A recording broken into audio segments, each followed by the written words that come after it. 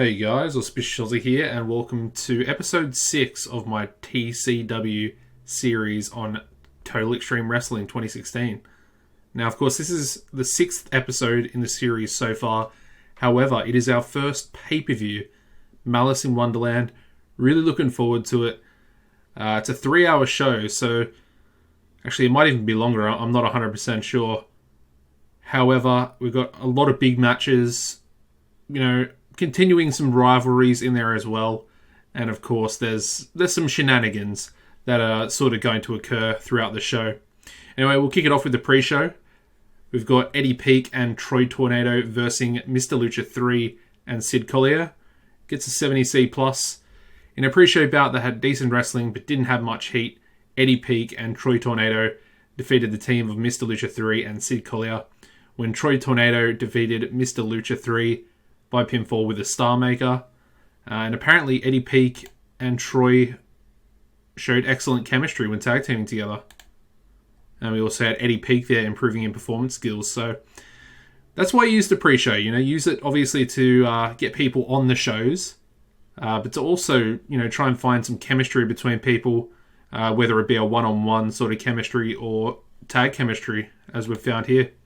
The second pre-show and the final pre-show match is a 75B-, which probably, I would say, is good enough to be on the main card.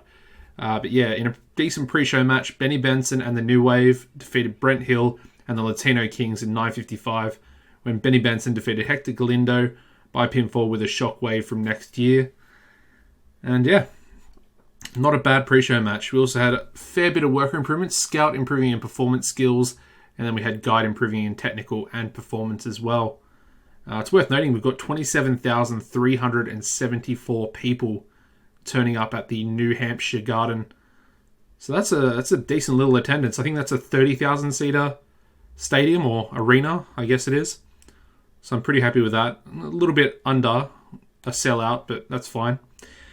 Now, we start the show off, I definitely should have put this on the pre-show, a 41D. And it was a poor way to start the show because I did actually do work the crowd in my road agent notes. But yeah, in a terrible match, Titan defeated Cameron Jones in 7 minutes, 17 seconds by pinfall with a Titanic chokeslam. Obviously, apparently it got the fans responding, but I guess it's probably not responding in a positive way. Anyway, Cameron Jones improving in Rumble skills there, and I guess we'll move on. We then go into a 65C backstage promo. So basically, Dazzling Dave Diamond, of course, got the victory over Mark Speed on the TV show, and he's being interviewed. Basically, he's saying that he's already won once over Mark Speed. There's no reason that he can't do it again tonight, and obviously win the international title from him. So, not a bad little promo. He can actually speak quite well. Triple D, apparently, that's his nickname, Triple D. I guess it's like Triple H, but yeah. Anyway, we then go into the match. Gets a 67C+, so it's about what I expected, if I'm being honest. In a decent match, Mark Speed defeated Dazzling Dave Diamond in 9:32 by submission with a Kross arm breaker. Mark Speed makes defense number 2 of his TCW international title. And it's actually pretty good to see that they both got a pretty good in-ring performance. Very, very close in terms of those ratings. Moving on. We go into an 87B+ freestyle promo where Ricky Dale Johnson cuts a scathing promo on his opponent American Buffalo and Buffalo's manager Floyd Goldworthy. Yeah, basically RDJ he's going to town on American Buffalo, saying that Floyd Goldworthy brought him into the company and he's just that typical trash heavyweight that likes to bully people. And RDJ is going to teach him a thing or two tonight. And he's going to make sure that he, neutralizes the Floyd Goldworthy, potential on the outside. The match itself doesn't do too well, 70C+, but Buffalo's not great, if I'm being honest. He is, 42 years old?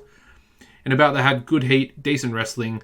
Ricky Dale Johnson defeated American Buffalo in 15 minutes 40 seconds by pinfall with a Southern Justice.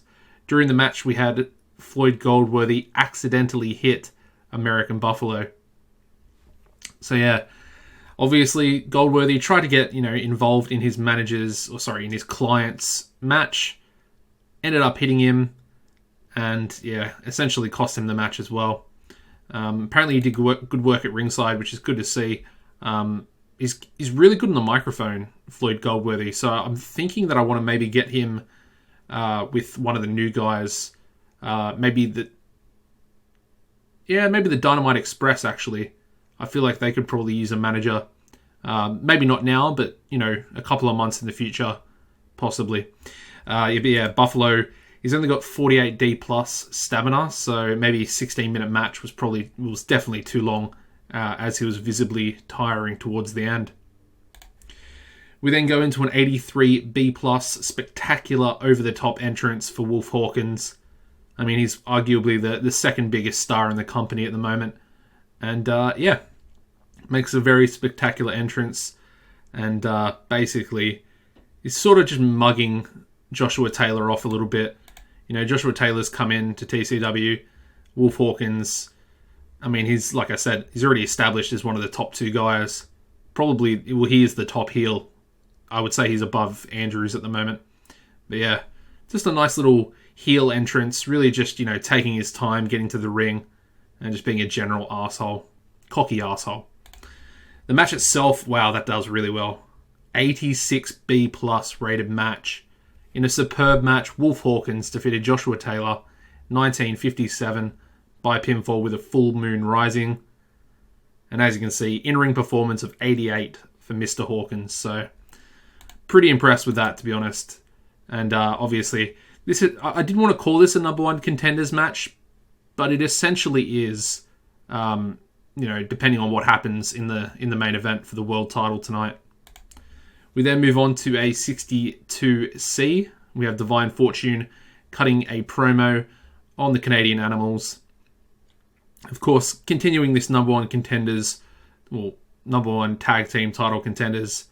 And it's up next. We'll crown our new number one contenders for the tag team titles. And I think that'll be defended at the next pay-per-view. 73B minus for the match. In a decent match, Divine Fortune defeated the Canadian Animals in 13:26 when Chance Fortune defeated Freddie Huggins by pinfall with a stroke of luck. But yeah, Chance was also the weak link in this one. Not by too much.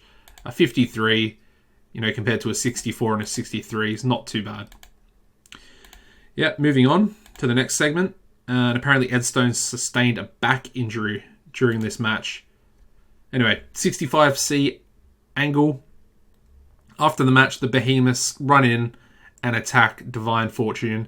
Obviously, the Canadian Animals picked up an injury for Ed Stone, so they were in no sort of position, nor were they really going to help the tag team of Chance Fortune and Daryl Divine after they'd just beaten them. So, yeah, as you can see, new number one contenders getting absolutely obliterated by the Behemoths. We then go into a bit of a random match, a 64C. This was actually a cool down match because the show's so long. We wanted to bring the crowd back down at about the halfway point, which we're at the moment. So I would say a 64C is pretty good considering. In about they had decent wrestling but didn't have much heat. Human Arsenal, Bulldozer Brandon Smith, and Giant Tanner defeated Joel Bryant and the Elite in 10:26 when Human Arsenal defeated Nate Johnson by pinfall with an ammo dump. And obviously Human Arsenal carried the match. Good stuff. I mean, again, all the in-ring performances are fairly similar, so I'm pretty happy with that. No worker improvements there either. We then go into a 57C- promo between Jay Cord and Greg Gage. Interesting. Obviously, it's not a real promo, but these two are just, they're being recorded in the back, in the locker room, and they're talking between themselves. And of course, they did tag team, they did tag with each other in the TV show just previous, so could an alliance be forming between these two young, legacy talents? Possibly. And will Greg get involved in J Cord's match tonight against Mighty Mo. That match gets a 74 B-. In a decent match, J Cord defeated Mighty Mo in 20 minutes 29 seconds by pinfall with a cradle pile driver. But no interference. Now, was that a bit of a fake out by J Cord and Greg Gage? Did they fake Mighty Mo out? Was Mighty Mo expecting Greg Gage to come out and sort of interfere? And was he a bit hesitant throughout the whole match? That's sort of the way things would have played out. And obviously, it essentially caused Mighty Mo to lose. So, pretty good match though. Both of them with really good in-ring performances as well. And, a decent little match rating as well. 81B for the next promo, and that's the Sammy back cutting a promo against Brian Vesey. Basically, Sammy back saying that Vesey faked his injury recently and, essentially avoided him for the last 3 weeks. He didn't want any part, faked an injury, and obviously he's here at the pay-per-view tonight just to cash his check. And obviously, Sammy back, not too happy, pretty pissed off. And Sammy's been, he's been wrestling for the last couple of weeks, whereas Brian Vesey, he hasn't. He's much fresher. And we'll have to see how this one plays out as well. The match itself, it's a 76 B-, so not the greatest match in the world. I thought they would have actually done better, considering these two are top-level guys. But yeah, in a good match, Brian Vesey defeated Sammy back in 24:53 by pinfall while using the ropes for leverage. He cheated to win. And obviously, Sammy back would be absolutely furious losing in that sort of way. Both of them with a 73 in-ring performance there, so I guess it reflects well in the rating.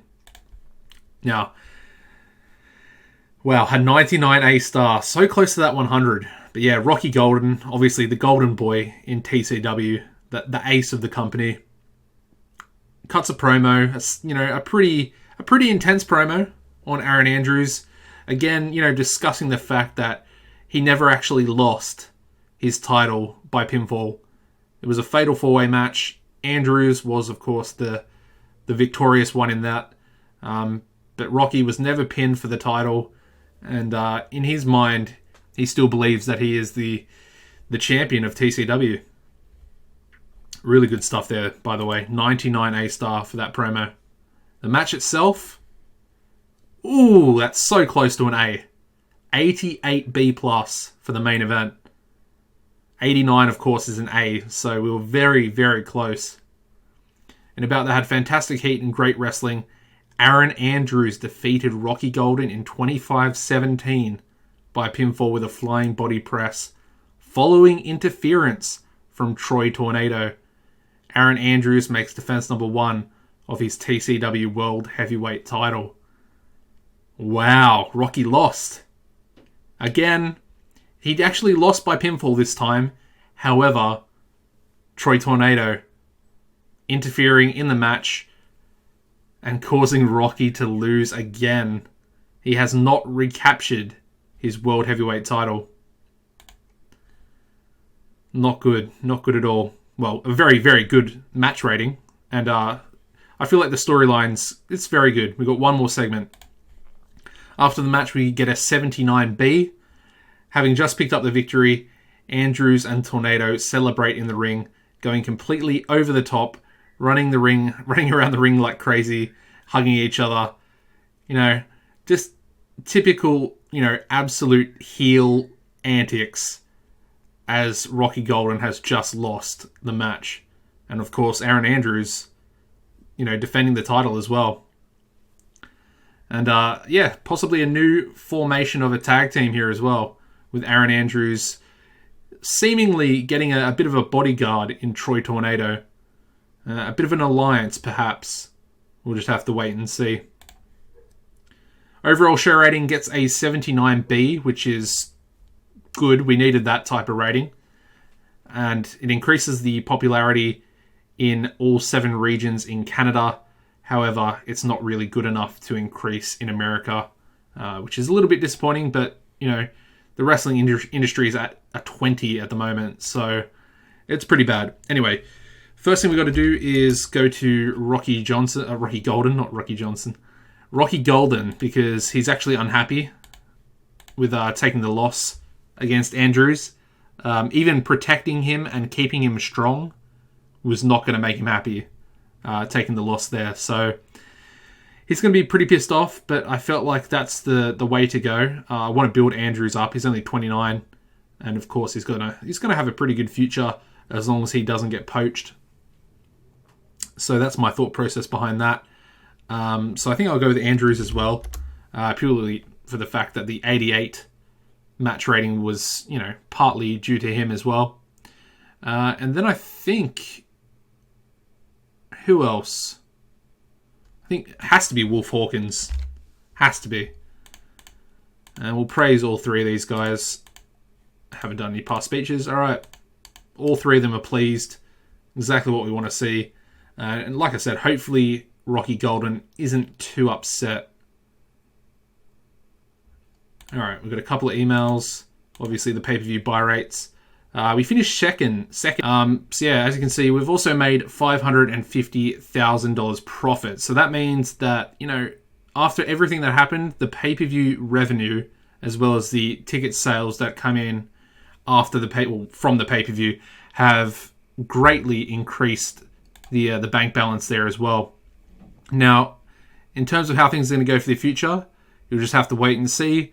Of course, the next episode will be the TV show, and we'll keep going forward from there, guys. Thank you very much for watching. If you could drop a like on the video, it'd be much appreciated. Subscribe as well if you haven't already, and hit the notification bell, and that'll keep you up to date with all these episodes coming out in the future. Take it easy, and goodbye.